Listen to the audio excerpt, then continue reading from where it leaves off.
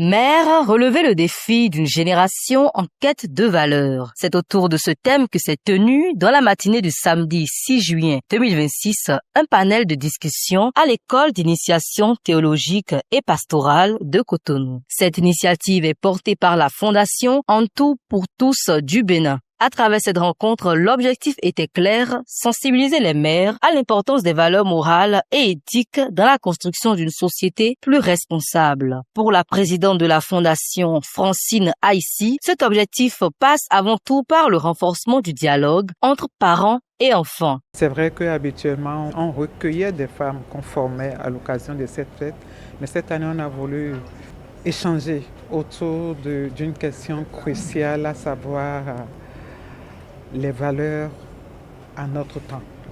Comment transmettre ces valeurs-là aux jeunes générations dans un monde où nous avons un concurrent de taille désormais et qui est le numérique, les téléphones, les plateformes, les enfants qui ont accès à tout, à temps et à contre-temps et à tout âge. À 2 ans, parfois, ils savent mieux manipuler le téléphone que nous-mêmes.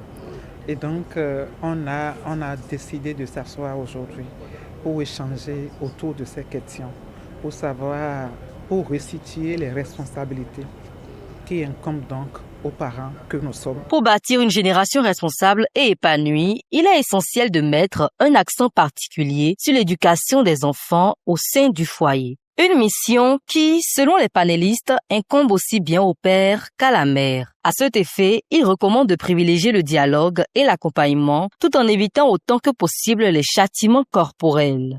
Comme vous l'avez constaté, il y a eu beaucoup de notions de partager et nous pouvons retenir essentiellement qu'il faut essayer d'avoir des valeurs consensuelles en couple et en famille. Les partenaires du couple doivent faire l'effort de transcender l'éducation reçue en famille pour pouvoir trouver une manière consensuelle pour accompagner les enfants. L'autre chose que nous avons retenue, c'est que l'éducation ne doit pas être forcément par la violence. Certaines personnes semblent être nostalgiques du châtiment corporel. Nous avons compris et adopté, d'ailleurs, ce qui était difficile à comprendre, ont compris finalement qu'il faille revoir la manière d'éduquer sans forcément porter des châtiments corporels.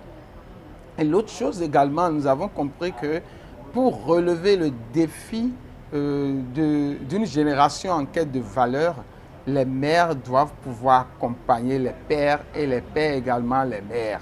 Autrement dit, la parentalité doit être une parentalité responsable et la masculinité positive doit pouvoir accompagner les mères pour que les enfants puissent adopter des valeurs qui fassent honneur et qui font d'eux des citoyens responsables. On se rend bien compte qu'il s'agit d'un problème d'une acuité réelle pour les participants. La participation a été active. Les questions ont été nombreuses et les approches, on est revenu vraiment sur ce que nous avons reçu également des parents de cette approche traditionnelle de l'éducation qui mettait en exergue le châtiment corporel.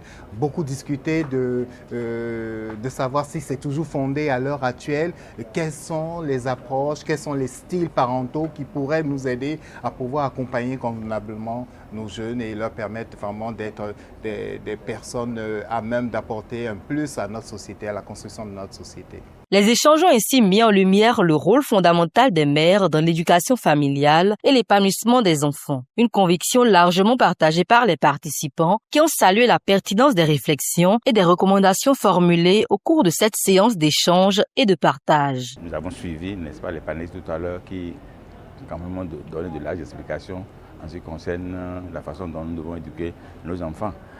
Et on a constaté que si les enfants écoutent un seul son de cloche, ce n'est pas bien pour eux, parce que là, l'éducation va être un peu biaisée.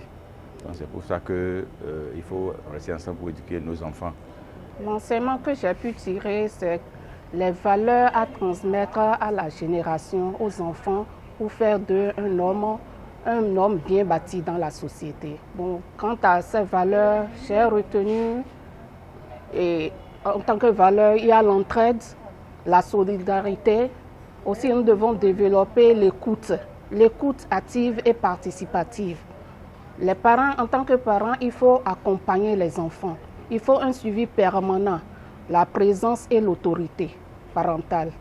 Ce sont ces valeurs qui importent beaucoup et qui peuvent aider nos enfants à faire d'eux un meilleur homme de demain.